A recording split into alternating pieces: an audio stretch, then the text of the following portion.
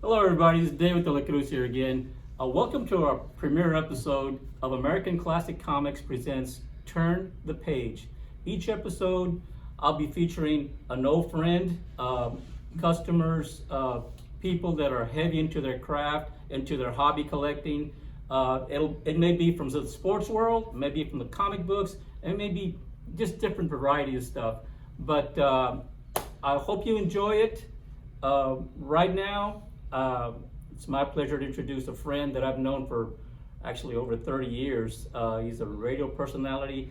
He has written minimum of 10 books, as you can see here. Shadows of Greatness is his latest one. Some of you guys may know the voice, may not recognize the face. Others know the face and the voice. You know, he's a great friend of mine. I like to turn the page to Mr. Andy Purvis. How are you, Dave? I'm doing fine, my friend. How are you? I know great. you've had some health issues, but you look fantastic. You look great. You look better than what I've seen you before. You know, you're really taking some good form there, Andy. Yeah, it's been an interesting year. I've had a couple of surgeries, but I've lost over 190 pounds in the last 15 months. That's amazing. And I told my wife I'm going to join Brooks and Dunn, and we're going to re-record. I'm a brand new man.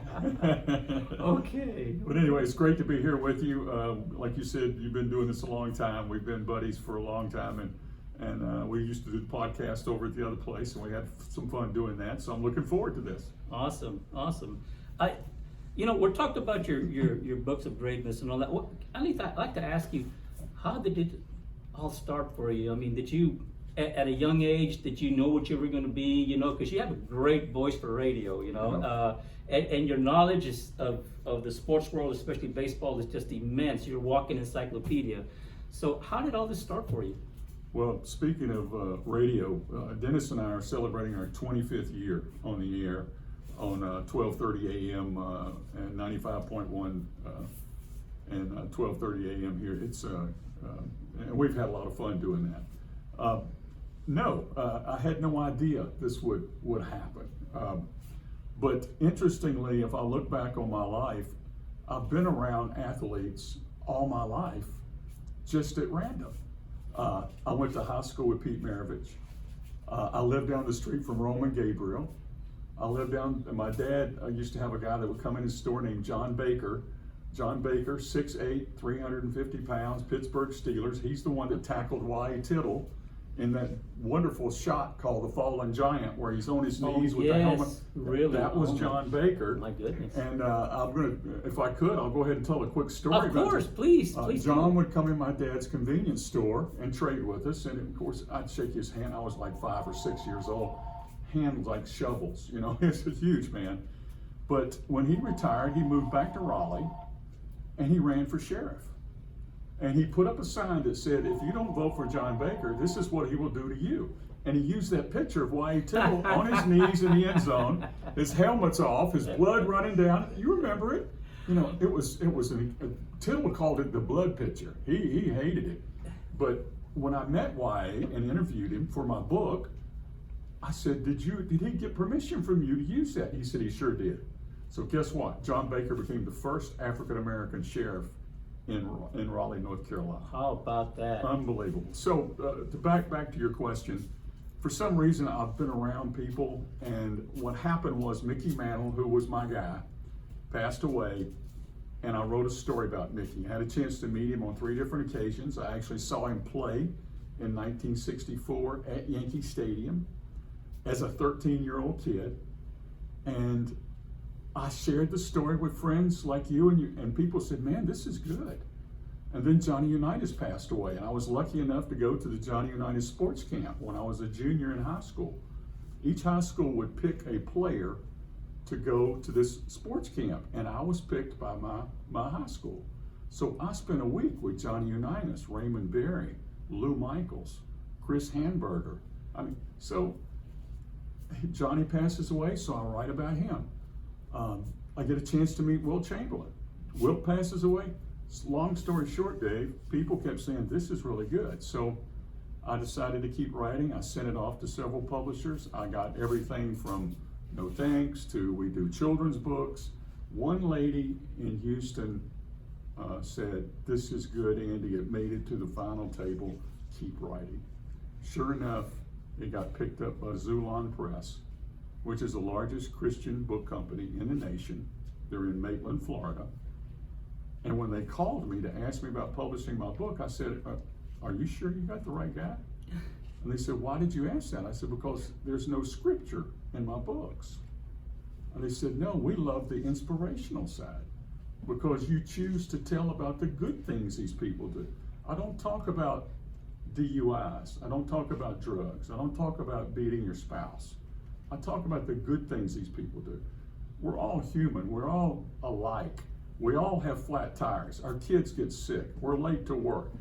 You just happen to be great at selling comic books. Somebody else happens to be good at playing baseball. But we're not much different, you know? So I try to make them human. I try to keep their memories alive. My dad used to say everybody passes away twice. Once when they pass, and second when people stop talking about them. I don't want people to stop talking about these guys. So each book is filled with 55 to 60 stories of athletes from all sports, owners, announcers, managers. They're connected to sports in some way, and they've all passed away. And these are my inspirational stories of them. You guys, his stuff is amazing. If you're even closely just associated with sports in just any itty bitsy way, shape, or form, you guys are gonna love it. The ladies, you'll love the stories. It's just not for guys, for us guys. This stuff is great. I love reading your stuff, Andy. It's exactly what you said. It's inspirational.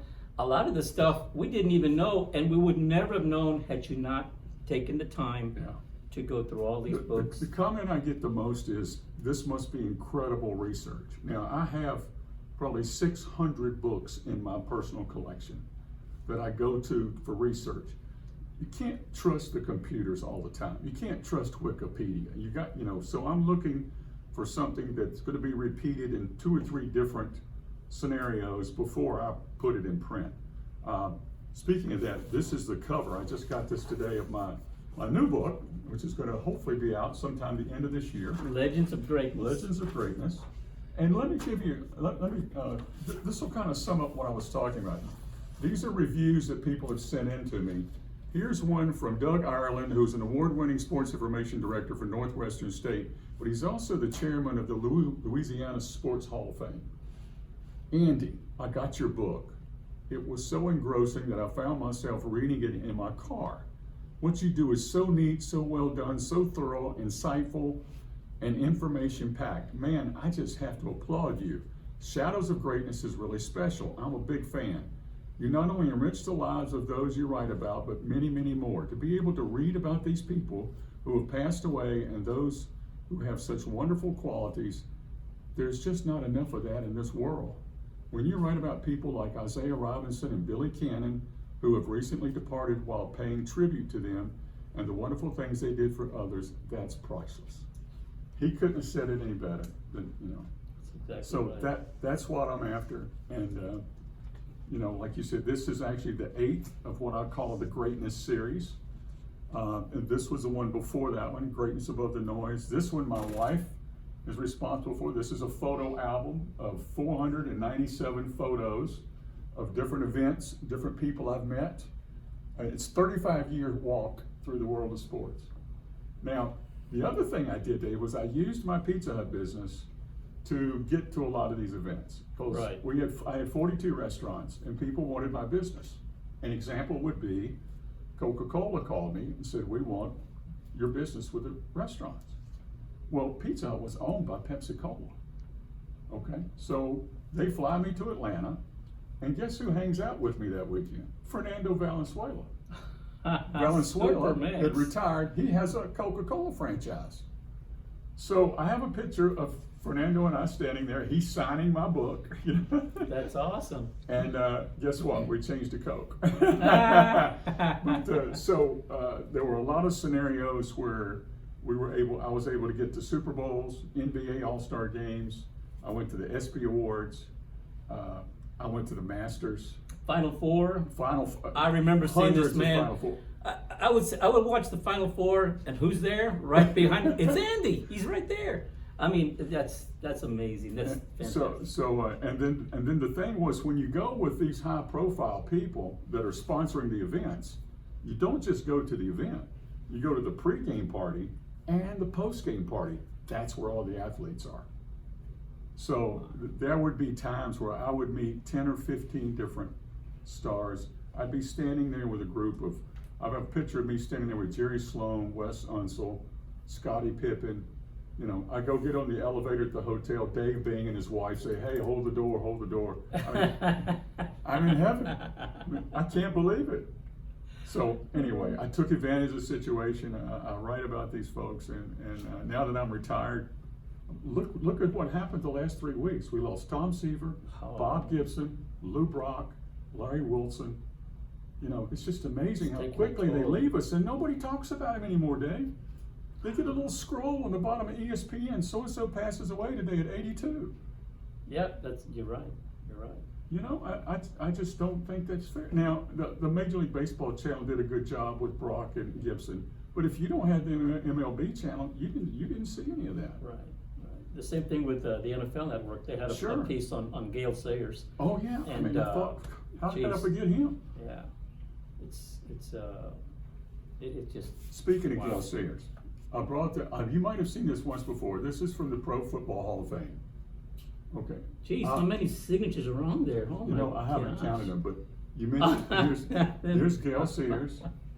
But back. Here's Jim Brown, Bobby Bell, Earl Campbell, Charlie Joyner, Jan Stenerud, Ray Nitschke. Look at that. Look at the back. Okay, take a look at this. Every one of these is signed by a Hall of Famer. That's, I mean, front and back. I mean, that's Raymond Berry. The one on top. Can you guess who this one is right here? It's a terrible autograph. No, I have no idea. Joe Montana. Okay, there's Joe Montana. That's what happens when you go to Notre Dame. So look at the front. There's a lot of Cowboys on the front. I think Tony Dorsett's on the front. Yes, Bob Lilly. Bob Lilly. Oh man, the Mad Stork, Ted Hendricks. Yeah. John Henry Johnson. Oh my Willie gosh. Lanier. Dick Sonny Butkus. Jurgensen. Dick Butkus. Can you believe I've met all these people? That's amazing. Joe Namath, Joe Willie Namath, Don Maynard, Mel Blount, Sonny Jurgensen, Willie Lanier. I mean, I could go on and on. This is just amazing. You know, it's and this is just a small little trivial bit of what Andy has in his collection that he's amassed over the years. Tell us more about. I see an interesting looking glove over there. What's that about? This is for you real baseball fans. You might remember the name Alvin Dark. Alvin Dark, yes. Alvin Dark was a Hall of Fame baseball and football player for LSU. In fact, when I interviewed Alex Bregman, I asked him if he knew who Alvin Dark was, and he goes, "That name sounds familiar." I said, "It ought to. Your stadium you played in is called Alvin Dark Drive." Okay. Anyway, he was embarrassed, but I showed him this glove. He immediately wanted to go out and take ground balls with it. Really? This is Alvin Dark's glove from 1951 World Series when he played with the New York Giants. I bought it at a memorabilia show. And of course, Alvin Dark later became a manager. I think he managed with the San Francisco Giants for a while. And anyway, if you just put it on, it takes you right back to 1951. And as I was telling our friend down there, if you play catch with this, Dave, every ball goes right in the middle. Try that over. Yeah, I feel like Charlie Brown with the glove here. I mean, geez, look at that. Well, he put that on a while ago, and all of a sudden he was going, "Hey, bada, bada, bada, hey, bada." He went right back to the Field of Dreams. And This is amazing. That's amazing. Isn't that something? I've got a Nolan Ryan signed glove. I've got a Pudge Rodriguez catcher's mitt that's signed. That when he was in town, you probably remember Pudge came to town here. Right. And I signed a catcher. I also had him sign a home plate for me. Oh, really? Yeah. I went out and got one. It wasn't a real home plate, not the major leagues use, but it right. And so anyway, I got a few interesting things in my collection. You mentioned Nolan Ryan. I'd like for you to share a story that you that you told me a few years back about him and Reed in a restaurant. And Okay, can I tell two stories? Go ahead. The first story is in 93, Texas A&M Kingsville announced that they were going to rename their stadium Nolan Ryan Stadium. Do you remember that? Yes. Well, Nolan Ryan brought a bunch of guys down here to play in an exhibition game. Red Murph, the guy who signed him, was with him. Larry Hagman, the guy that played with Dallas.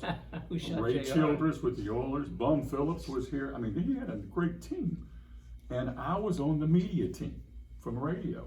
Mondo Camina, Dennis Quinn, bunch Mondo of Camina. Wow. I'm playing right field. I'm batting ninth. And I get the first hit for our team off of Nolan Ryan into left field. Now, when I get to first base, I am so excited. The umpire, the ump says, "Son, are you okay?"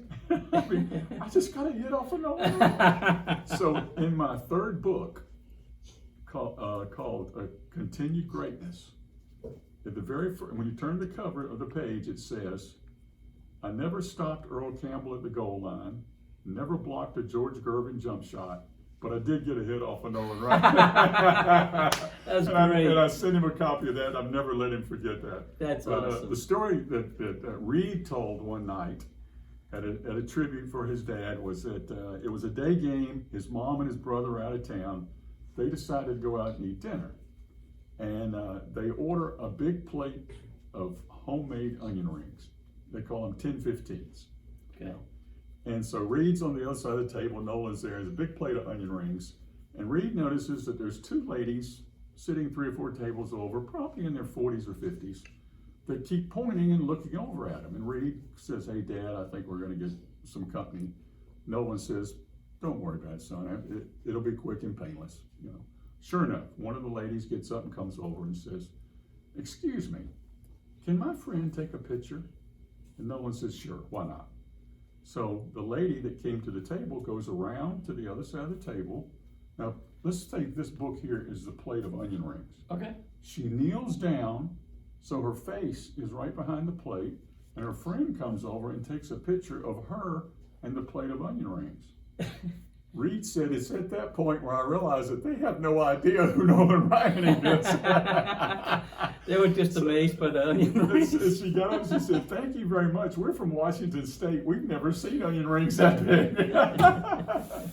Oh, wow. So, you know, the books are full of stories like that. They're good, funny stories. You know, the truth is always far funnier than fiction. Yeah. And I enjoy sharing those. I shared some Bob Gibson stories this morning on a halftime report with Pudge. I go on Tuesday mornings from 8 till 9. Right.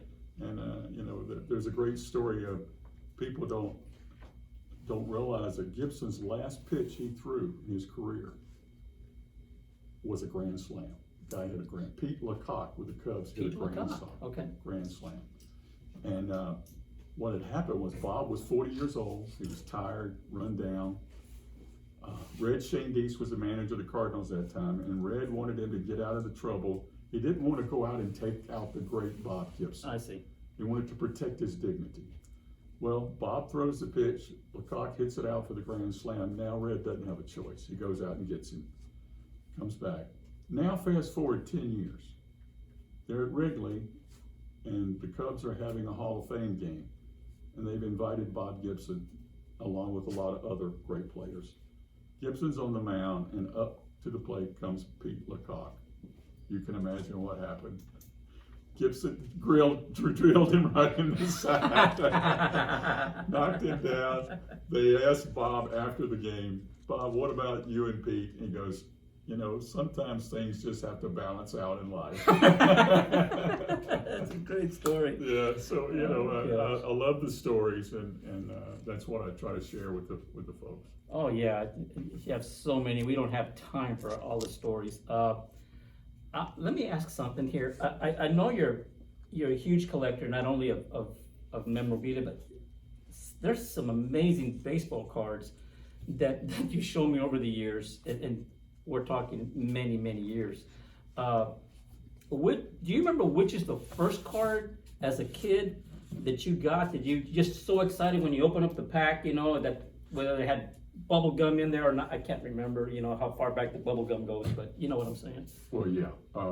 My dad, like I mentioned earlier, owned a convenience store, kind of like a 7-Eleven. He called it Gordon's Market. Okay. And bless his heart, he worked sun up to sundown every day, 7 days a week.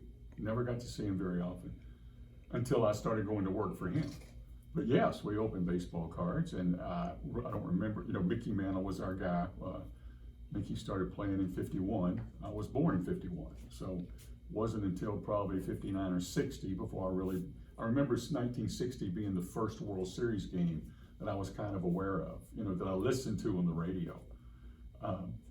But we used to flip cards, and as I got older, I remember I got a Johnny Bench rookie card, and there was another player on the other side, and I don't remember who it was. It was a pitcher, and I didn't like him, so I cut the card in half. Card's worth probably $200 or $300 today, but we flipped them and we put them in our bicycle spokes and did all that, and and now I'll be 69 at Christmas, and I still enjoy opening packs of cards. I enjoy finding the autographs, and I guess that's my one bad habit, I guess you could call it. But well, that's a long shot from a nickel a pack to. Oh, I'm not yeah. even going to mention what they're going for now, but woo. And I actually have some old boxes of cards that are unopened in wax packs that still have the gum in them. And they say, don't eat the gum now. Don't chew the gum. Do not chew Don't the eat gum. the gum now. Oh, I was thinking about the books. All these books can be ordered online at any bookseller, Amazon, Barnes & Noble, Books A Million, Google Books. I have a website I'd like for you to visit. It's called purvisbooks.com. There's more on there than you'll ever want to know. There's probably 800 photos. It's purvis.com, purvisbooks.com. And or you can go right down the street to Barnes & Noble here locally. They have all 7 books, hopefully the 8th one here soon. And so they're easy to get to.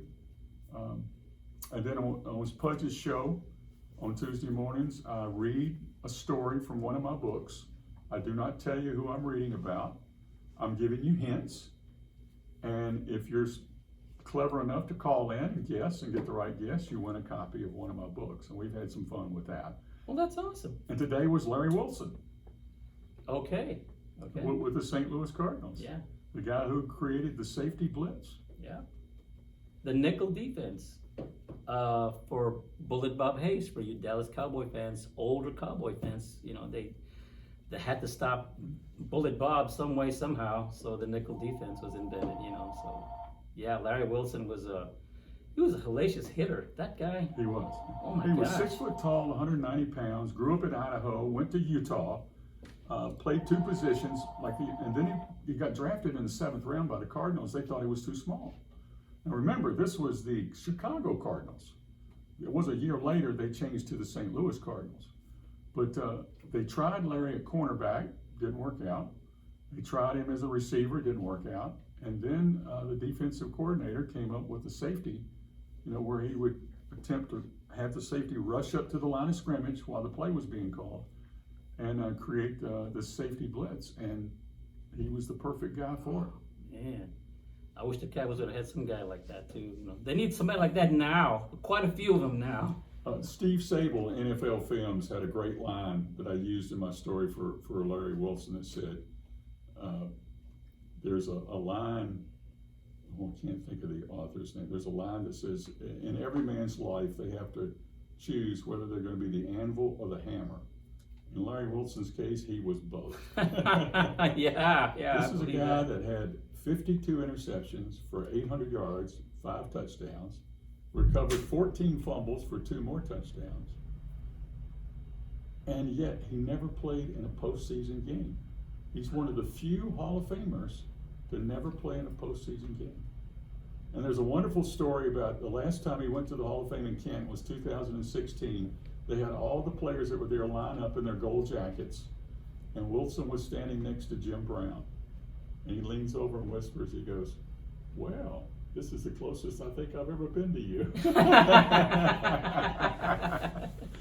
That's great. That's great. Before we we leave, I want to tell you guys something. I've known Andy for well over 30 years, I guess, something like that. We go back to the late 80s.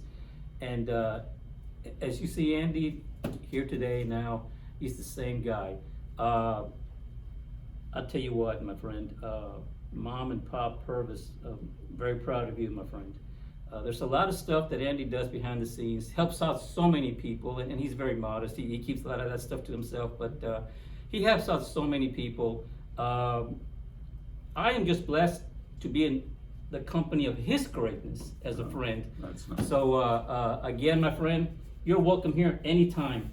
God bless you and your family, and look forward to seeing you guys soon. And before we leave, you mentioned Mickey Mantle. Tell us a story about Mickey Mantle. Houston, Texas, TriStar show. Mickey, you know, back in the, I guess DiMaggio and Williams kind of started the memorabilia signing craze in the 80s. And then Mantle and guys like that found out they could make a lot of money doing that. Mantle hated that guys like Hank Bauer and Moose Skowron couldn't get deals like that. So every time he signed, he made sure that they came with him. And these guys got a chance to sign and make some money. So I visit with Mickey, and I'm walking with him down the hall. He's finished signing. Walking with him down the hall, and there's a little girl in a wheelchair, and her mom is pushing her. Now Mickey at this time is probably in his late 50s. His knees were terrible. He could hardly walk. He was having to tape from his waist to his ankle just to play. And he stops and bends down on one knee and allows this mom to take a picture of Mickey and her daughter in a wheelchair. I happen to have my camera with me, pull my camera out and take a picture of him bending down with that wheelchair. He's in pain doing it. He wasn't asked to do it, he just did it. And she took the picture, and that picture is in one of my books. Wow. That to me was, excuse me, the real Mickey Mantle. Oh yes, yeah. That's the side that people don't talk about. Right, exactly. You know, he was an alcoholic, he was a womanizer, he did this, he did that. Come on, guys. Yeah, I agree. Come on, guys. Let one more quick story. Sure. This is one of your favorites. Tommy Lasorda. I had a chance to play golf with Tommy Lasorda and Sandy Koufax. 1983, we're in Tulsa. And Lasorda and Gomez are telling stories at dinner.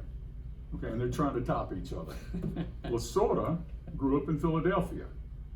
The deal was, as a young kid in school, the kid who was the best school patrol boy got a ticket to go see the Philadelphia A's play at Shibe Park. Tommy said, I'm out there every day, snow, rain, you name it, I'm getting them kids across the street, and he wins the ticket. I'll make this short because I know we're we're good. So he's standing outside the stadium, and Shibe Park had a little entrance where the opposing team would have to go through this little tunnel before they could get into the building, and that's where the kids would stand.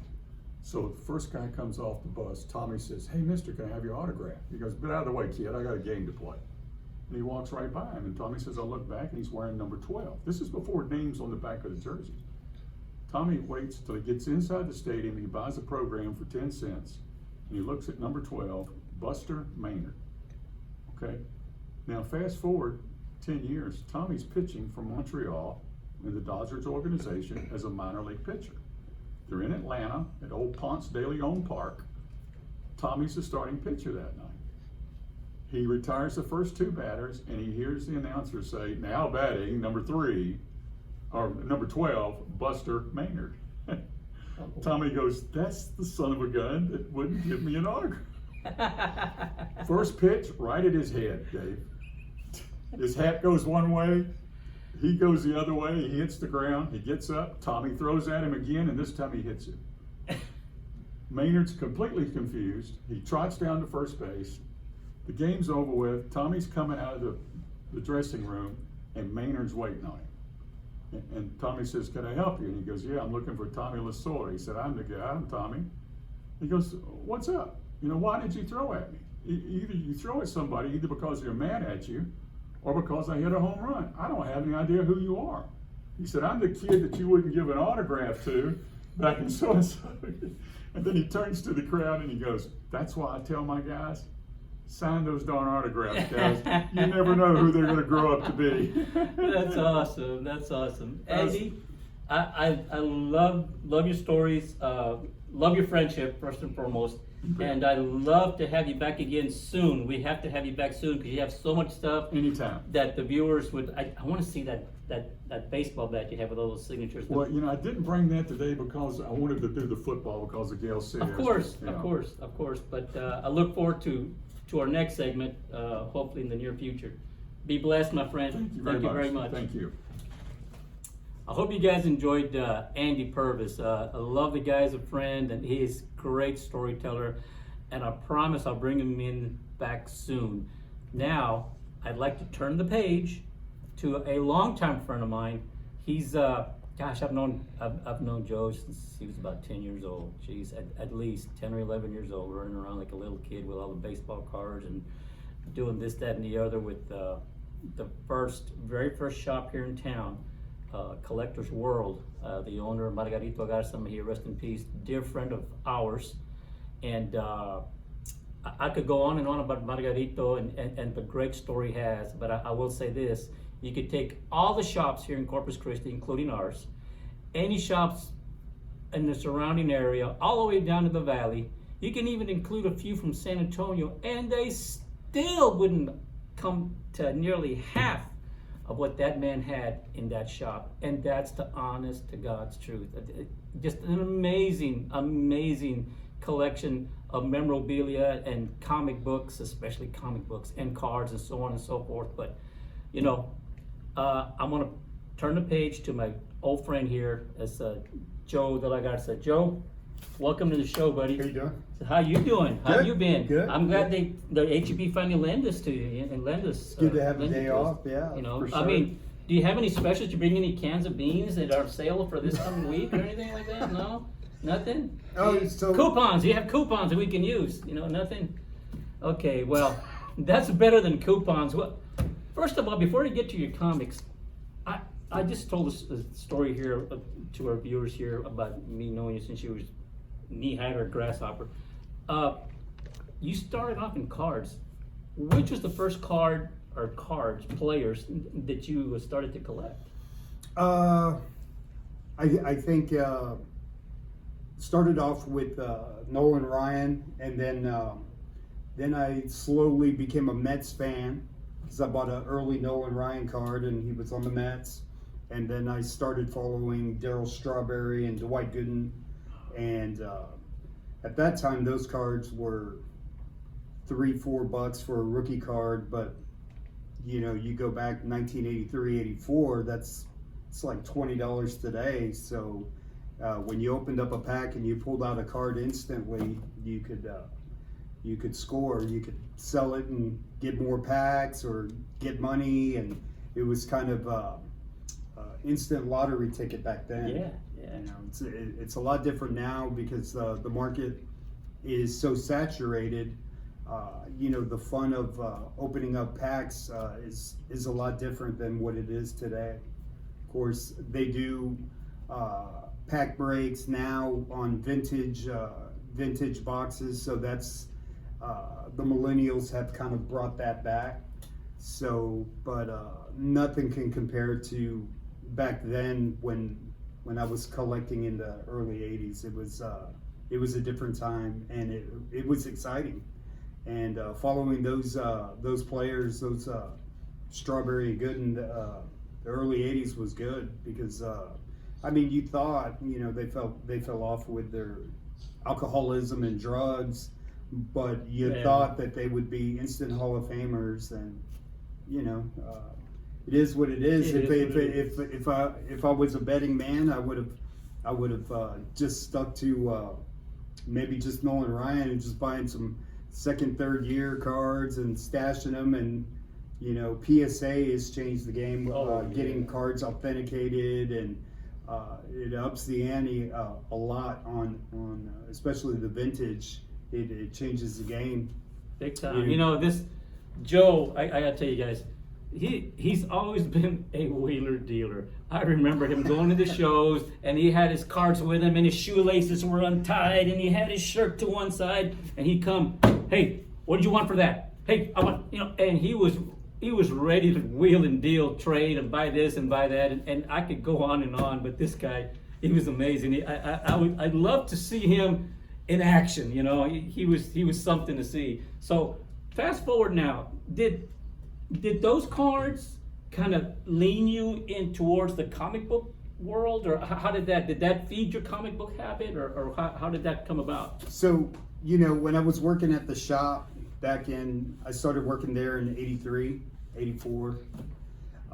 It was cards, and then wherever they needed me. So if I had a bag and board, I think I was telling you, there must have been, during the summer, that's all I would do was bag and board. Right. And became pretty fast at it. So that they kept having me bag and board. Unfortunately. My goodness. And,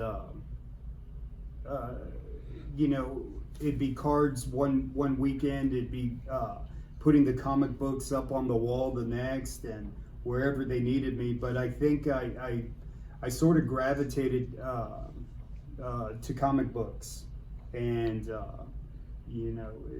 it kind of called to me. There was some exciting stuff going on with sports cards, but comics was always the thing for me. I love to just follow Alan Moore, Frank Miller.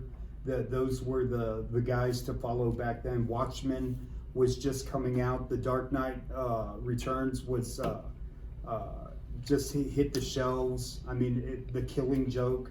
Those were some epic moments in comic collecting. You're not lying. You're talking about The Dark Knight. I remember the line at Collector's World just for that book. It was Absolutely, insane. I could not believe it. I don't know if you guys remember that or not. You guys might be too young, but those of you that are around my age or Joseph's age, it was insane. I could not believe it. I went 2 or 3 times and said, I am not getting in that line. And then I come back like an hour and a half later. The line was still like, are you kidding me? And those were the days. We kind of talked about it a while back. There was no social media. The only way you knew a comic was coming out was in the internal pages of the book or on the back of the cover. And I remember The Killing Joke being on the back of the cover, and I want that book.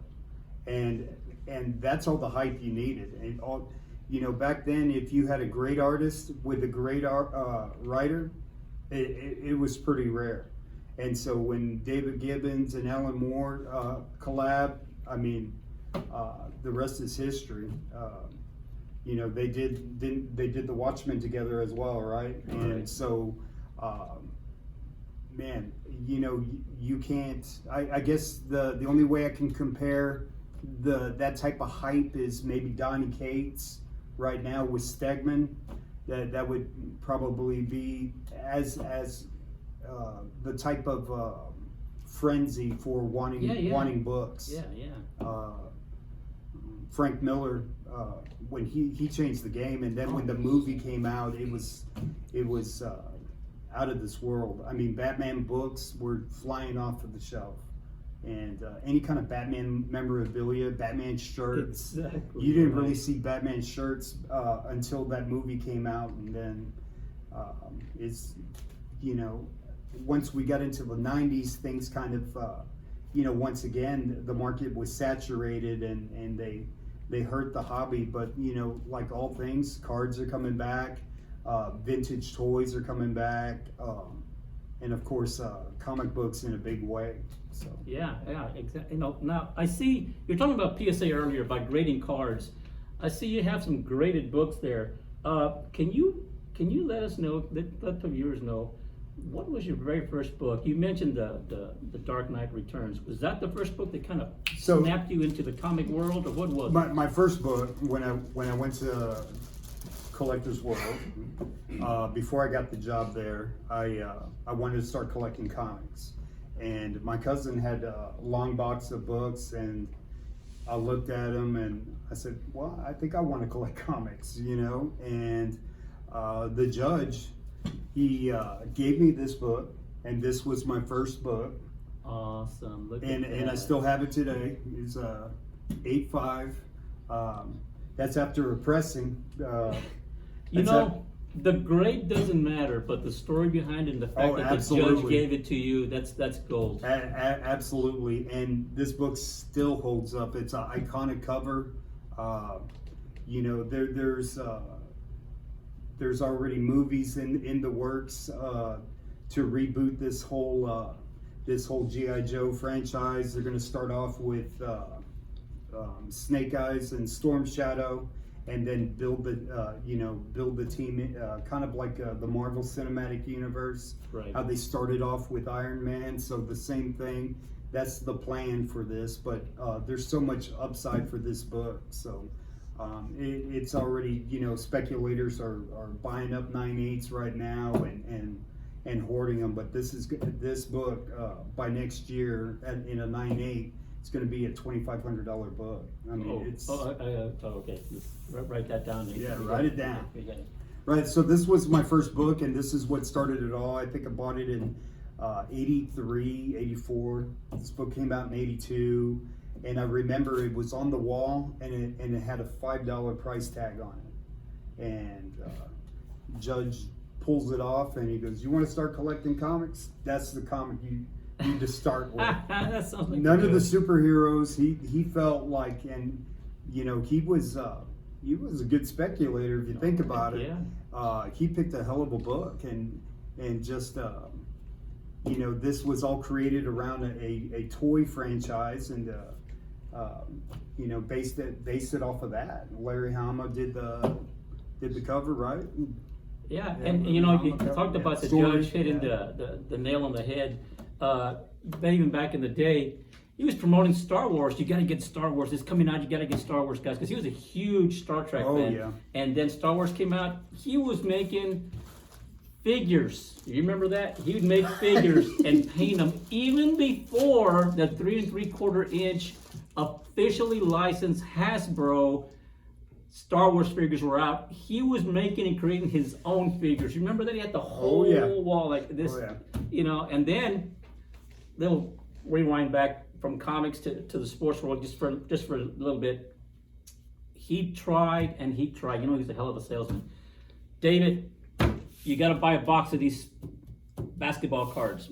And I said, Judge, I'm not into basketball cards. David, I'm telling you right now, this stuff is going to be gold one day. You're going to be sorry you passed it up. I said, okay, what is it? Red, white, and blue bars. You know, I'm like, Fleer, okay.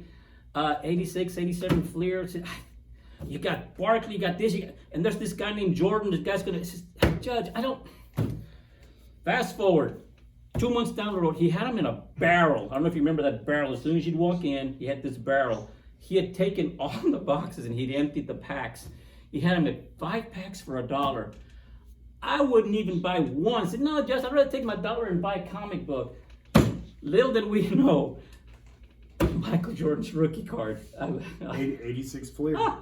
This is amazing. 86 Fleer. But he had that, you know, the boom, this is going to be hot. G.I. Joe is going to be hot. Star Wars is going to be hot.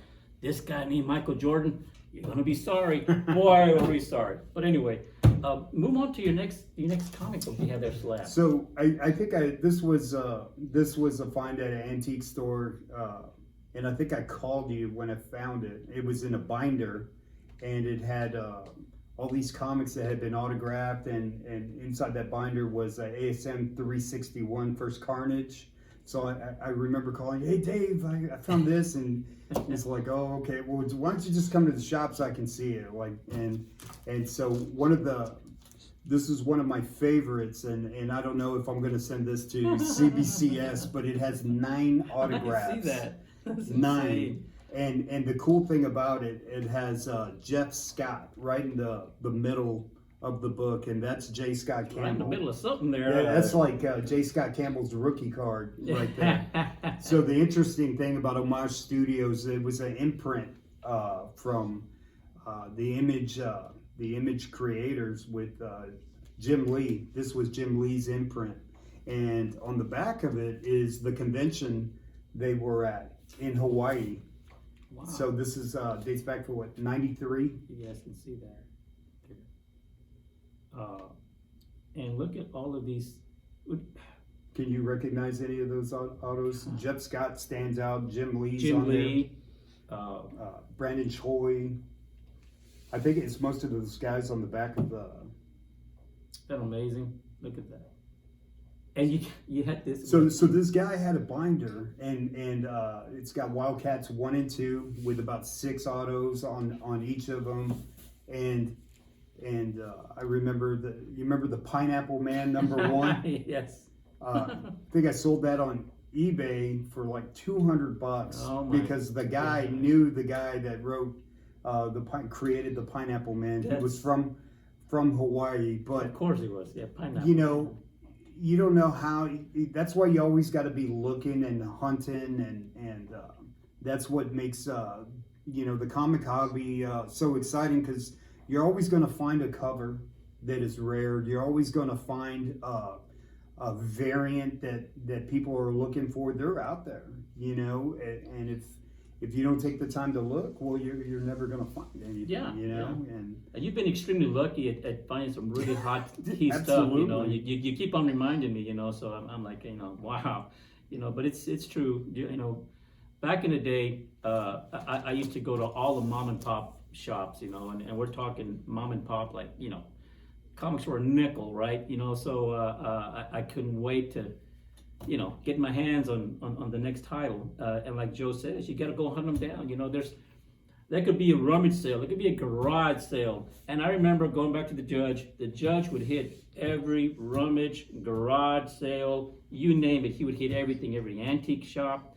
And he would go visit, I believe one of his daughters lived in California. Mm-hmm. And he would just take off for 3 weeks. And Miss Garza, Jean, great lady, she would complain. This man stops at every garage sale. We don't even know the people. There's a garage sale sign. He's passing by. He's got to take that turn. He's got to find that street. But he would come back with that van completely filled to the back and to the top with all kind of stuff. So yeah, you gotta hunt for it. you gotta hunt, you gotta dig, but at the end of the day, I mean I can say it's worth it, but I mean you gotta know what you're looking for also. Right. And they've made things a little bit easier. They got comic apps, and of course you've got baseball card apps, but it's you kind of need to know what you're looking for. Now, on those apps, I know the prices that are there, they fluctuate, right? Absolutely. So, me being old school, to me, the Bible of grading is Overstreet, and I've always, now, exceptions are the brand new stuff. He just mentioned a while back in this conversation about Donny Cates and a Null and all that. Well, Overstreet are not going to have, obviously, the latest and greatest, the hottest. So you will have to reference, and I'll tell you guys right now, a lot of these guys come into the shop, and probably to you individually, and they want to sell a book, which is, well, it's going for $545 on eBay. It's going, there's a little column on the left. Well, then sell it on eBay. Yeah, that actually says completed listings. Click on that, and the highlighted green amount is what they actually sold for. Now, he may have had it for $545, but he sold it for $350. You go down, somebody else sold it for $325. Somebody else sold it for $375. So right there, you kind of get a feeling of, okay, it's going for about $360. Okay, so that's how you guys get the true price of a book. Supply and demand, right? I understand that, but some of these prices on eBay are just ridiculous, that's a great point. That's the only way you can filter it. There's also another site called Go Collect, where it shows the actual listing, the final purchase. Because sometimes on eBay, the buyer will cancel, but it'll stay on the eBay site as sold. So there is some shady stuff to that. So Go Collect is the most accurate as far as from a graded slab, slab wise. Raw books, that's where it gets a little hairy. You got these YouTube channels that they spec on, oh, this is the next great thing, and a lot of people watch these speculator shows, and then they go all in on these books, and they don't pan out, and they get a little frustrated. But at the end of the day, you should buy what you like. Exactly. This is, to be in the speculator game, you've got to be prepared to, when you buy 10 of a copy, you got to be prepared, like, it may not pan out. Yeah, you gotta take your lumps there, but absolutely, but it's almost like Vegas. You got to bet big to win big. exactly. And and that's, I love comic books, but I also love the game also. I mean, there's it's kind of like the stock market, and a little bit of gambling too. Yeah, a little bit of gambling. Show us what else you have over there that's graded. I told you I picked this up a while back. This is a pedigree from CGC.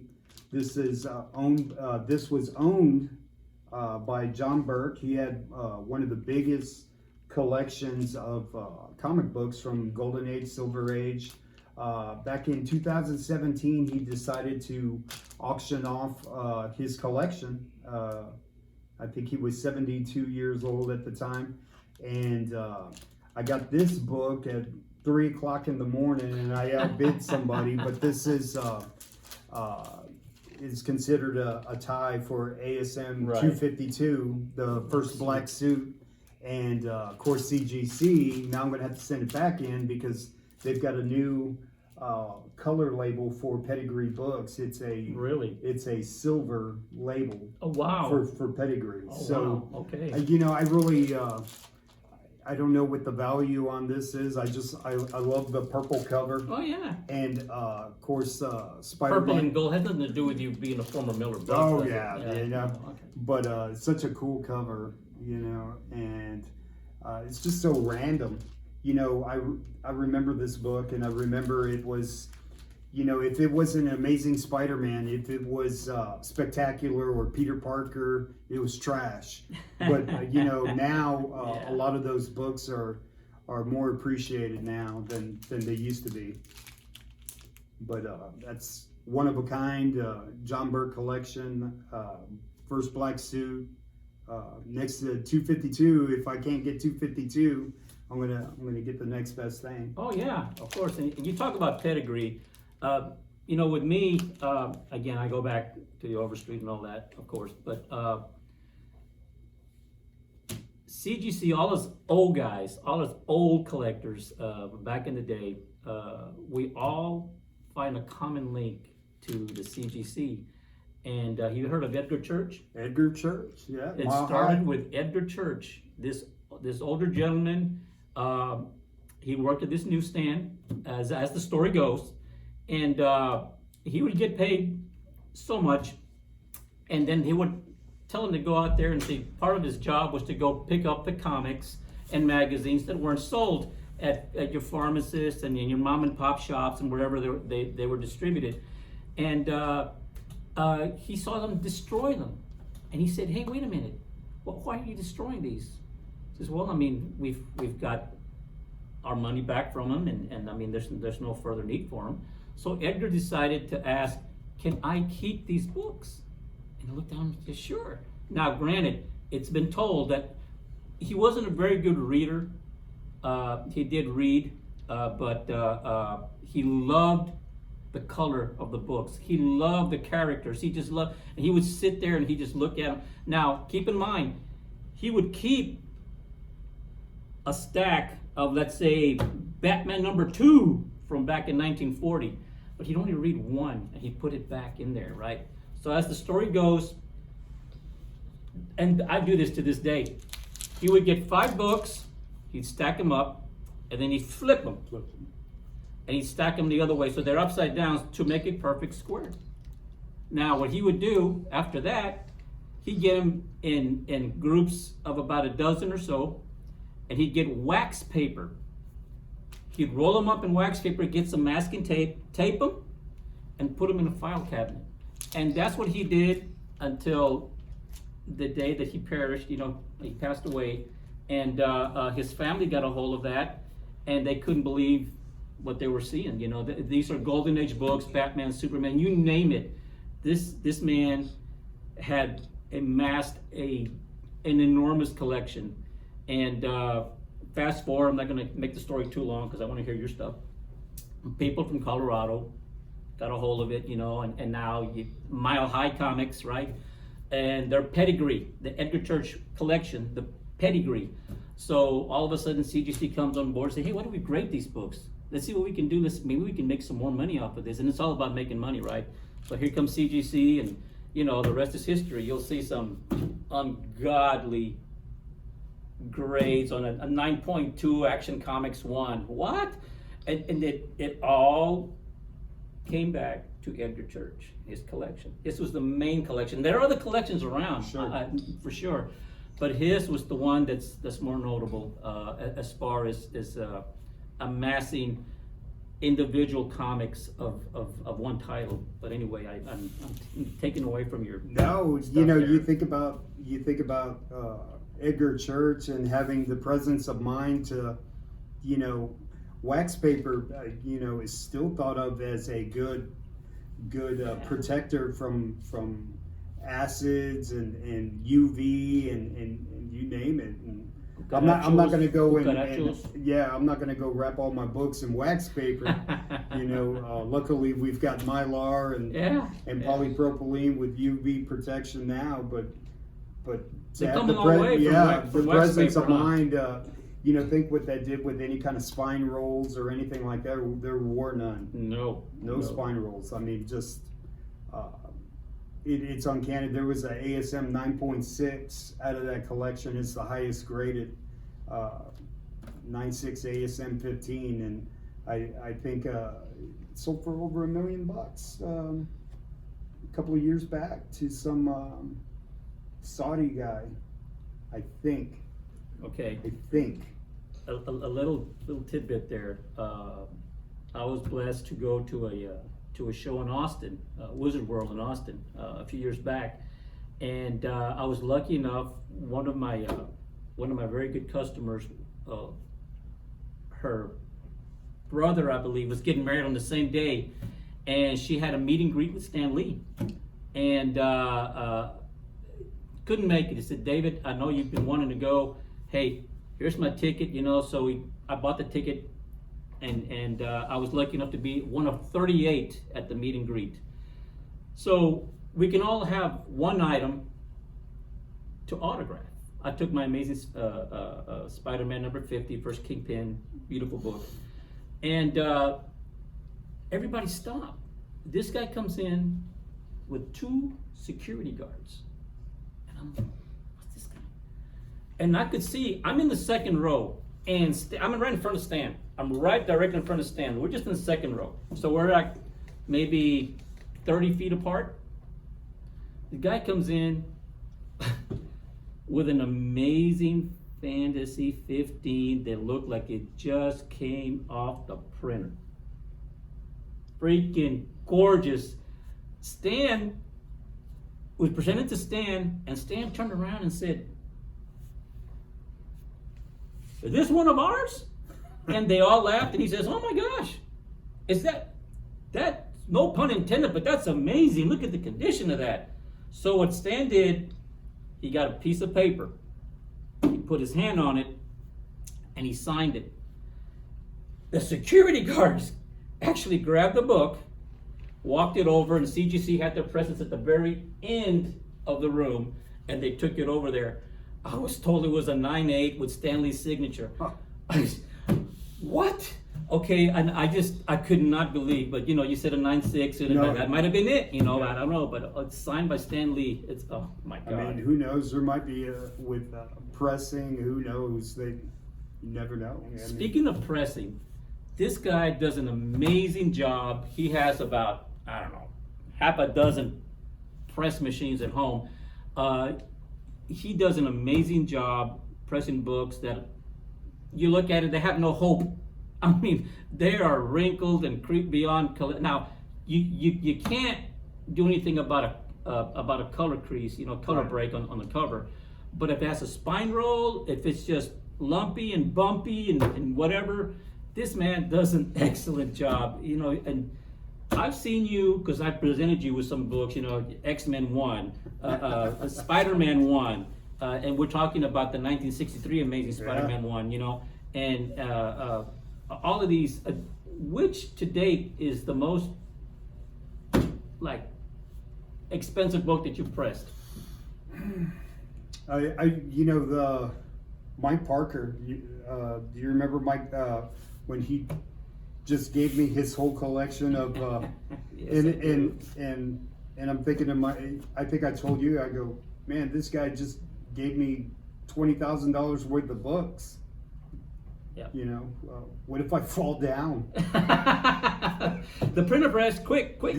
But it was X-Men 1, Spider-Man 1, Daredevil 1. What else did he have? He had quite a few. Avengers #1. And I said, when do you need him back? He goes, I kind of like to have him back today. Yeah. Oh my God.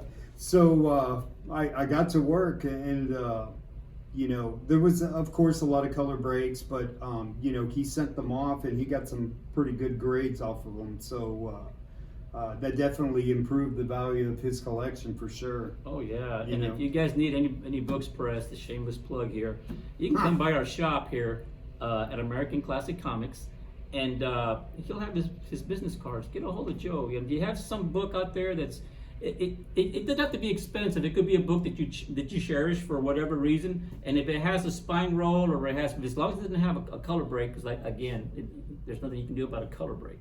But if there's any lumps and bumps on there, bring him to Joe. He'll take care of them, and he'll make them look brand spanking new. I guarantee you, he's done quite a few, and you've done an excellent job on all of mine. And I'll take it. Anything that I have. What did I just give you last week? Hulk 181. Oh, Hulk 181 looks gorgeous. I was showing this off this past weekend to some of my customers, and the jaw dropped. The sweat from. Yeah. CGC, everything looks good except there's this big water stain. Yeah. Speaking about hunting, so I wanted to bring these and show you. These are Morbius #3. It's a 1 in 50. Yes. So yes. I found these at half price books at 2 different times, and there was only 20,000 printed, and so. I don't think you would order a number 50 for this cover. Exactly. There ain't no way in hell. Now, it's a badass cover, but I don't think you would order 50 just to get that. Exactly. So that tells you there's only 300 of these in existence. A 9.8, I think you get the 9.8, there's only 4 graded 9.8s. There's only 6 graded 9.6s. So 9.6 sold 2 weeks ago for 600, and then 2 weeks before that, 580. So that's what a 9.6 is. That's what I would value this at. Now 9.8, no sold listings. Wow. Not yet. So That's great. when would be the best time to sell that book, Dave? Now. No. So the movie's coming out. Movie's coming out. As soon as right before the movie, that's Yeah. that's done, and I'll take that money and buy a bigger book. Now, there's a mistake a lot of people, and I'm glad you brought it up. A lot of people make mistakes about collecting in general when they want to speculate, right? And Iron Man 1, Iron Man's standing right behind you. When the movie first came out, everybody hoarded the Iron Man 1s. First appearances of Iron Man 1s, and they figured that the longer they held on to them, Mm-hmm. the more people would want them, and the higher the price, the value would go. It's not true. It's just not true. You sell it while it's, what's the saying? Strike while the iron is hot. Absolutely. Yep. And Absolutely. then get your money back. And like Joe said, invest it in something else. Maybe you want I don't know, it's in the back out here somewhere. Giant size X-Men 1. Maybe you want one of those. Hey, let's go. That in the long run is one of the major books from what the Copper Age, the Bronze Age. Bronze. And, I would do that in a heartbeat. Sell some of this stuff here, some of the new stuff, sell it while it's hot. And like Joe said, in movies coming out, you've got some 9.6s and 9.8s, hey, sell it, get your money, and whatever you want to do, maybe an Amazing Spider-Man #1 in a VG copy, at that, you make your money.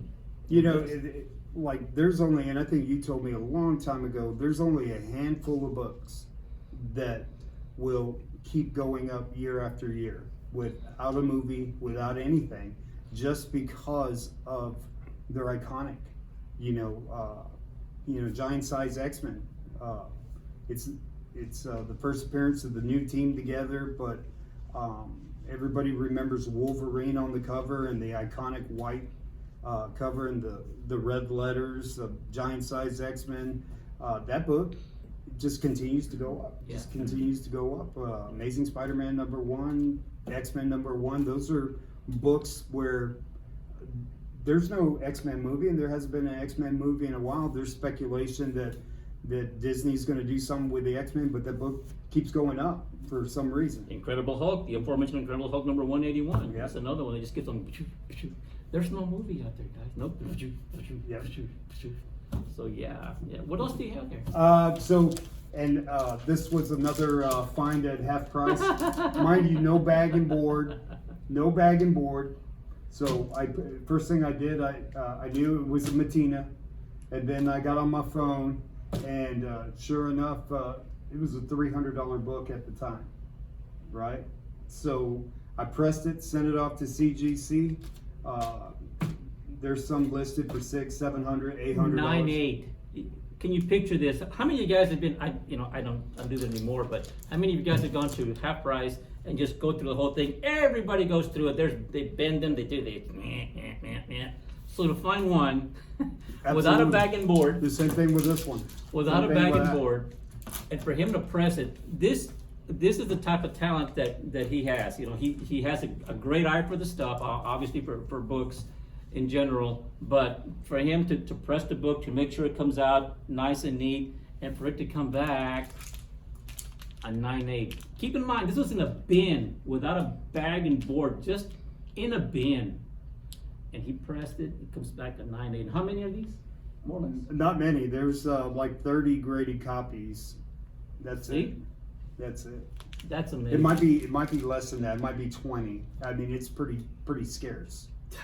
That's amazing. So Thrawn wasn't, there's a following for Star Wars, of course, but the big speculation on Thrawn is that he's going to be in animated series or something coming with Star Wars. So pretty cool bad guy. I think his first appearance was the Heir to the Empire comic, and that was his first appearance. But Matina variant, low print run, yeah, what more do you want? 9.8, and you just throw gasoline on the fire. Yeah, absolutely. Yeah, And that's kind of the name of the game. And is it? Do people want it? You could have a rare book that nobody really cares about. Right. So That's very true. it may be worth this, but nobody's buying it. I could list that on eBay and sell it tonight. But this, some of these books have some stories. This book, actually, Dave, I sent off, and this came back a 9.0, and I was furious. I cracked it open. I still have the label of a 9.0. Cracked it open, repressed it, came back a 9.8, and I go, thank you. Yeah, I felt like calling them. I sent that. I cracked open a 9.0 and I sent it right back to you. You know that, right? It just. But crazy. You gotta. Hopefully, you have a grader that is not in a bad mood, didn't break up with his girlfriend, and, because that's what you're battling. People are just like, let me see this book. 8.5. Yeah. You got. Or, you could have had a stack of Hulk 181s, and the guy's so sick and tired of grading all freaking week Hulk 181s. He just grabs you. You know what? Screw this. Yeah, it's a 7. Wait, what? What do you mean it's a 7? Where's it a 7? Show me what? So you, like you said, crack that sucker open, resubmit it. From a 9.0 to a 9.8, or which one was it? This was a This 9.0 one. to a 9.8. From a 9.0 to a 9.8, you know, that's, you know. Kind of want to crack this one open and send that Hey, in. there you go. You know? There you go. Hey. But you know, that's the luck of the draw. I mean, you got to get lucky enough to find one of these key books. You got to get lucky enough that it doesn't have any color breaking. You got to get lucky to press it and it come back a 9.8. I mean, there's a lot of things that have to happen in order for you to score one of these books if you're not going to buy it off the rack, you know. So. And lately, we've been having a lot of interest in second and third printings. Absolutely. And Nathan is keeping Nathan's right behind here, and he can attest to that. We've had so many customers, you know, and now the second and third prints carry a 1 in 25 variant to go with that. And are you kidding me? And these things are going through the roof price-wise. I'm like, what? And you've got newsstand variants. You know, it all doesn't end. Bottom line, it all what people are looking for is something scarce. So pay attention to print runs. Try and find out how many did they print. If they printed 1 million copies of a book, chances are it's not going to be worth anything. Yeah. And people, you know, I tell my buddy, why are you buying all those covers? And he said, well, this is a variant, this is a variant. Well, how many did they print? Yeah. I mean, those things you got to take into consideration. Now, it's one thing to be a fan, you know, and I get it. You want to buy one, but don't buy like 20 of a book thinking they did that with the death of Superman. Oh, and practically I killed have the some comic horror book. stories with Yeah, that. and practically killed the comic book industry when people were upset that this book wasn't $1 billion. Jeez, you know, and I have so many stories, but one, and I'm going to cut it really short because we're running out of time here. During that time period, I was working for the city as a code enforcement officer, many of you know, and I stopped at a friend of mine's shop, and back in the day, there was at least 13 or 14 shops here in Corpus. Believe it or not, that's right, comic books, sport cards. There was the town was full of sport cards and comic book shops. Anyway, I stopped at a good friend of mine, and it was so happened, like Joe mentioned, it was the death of Superman.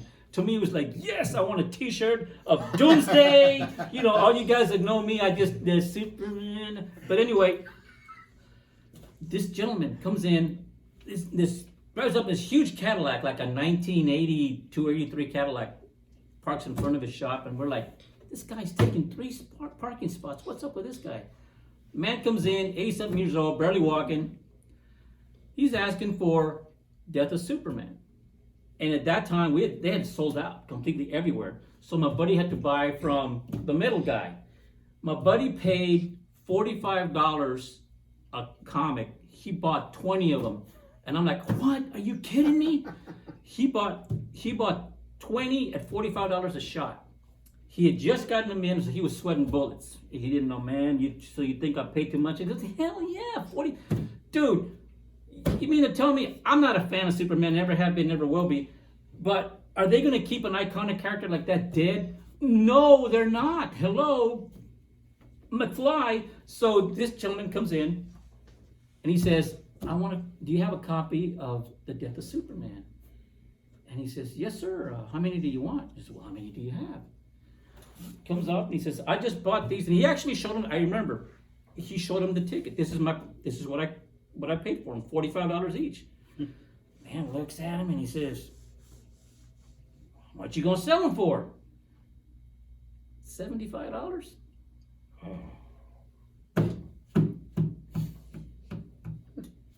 Let me have 10.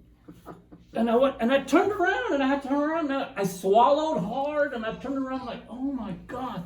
True story. He bought 10 because he had 10 grandchildren and he believed beyond a shadow of a doubt that they were going to pay for their future college. And it's like, oh my God, you know, but you know, and that's an example, you know what you're investing in. Know what you're investing in. What in a comic book, man, some guy had a handcuff on a briefcase and he goes, he opens up the briefcase, you know what I have here, right?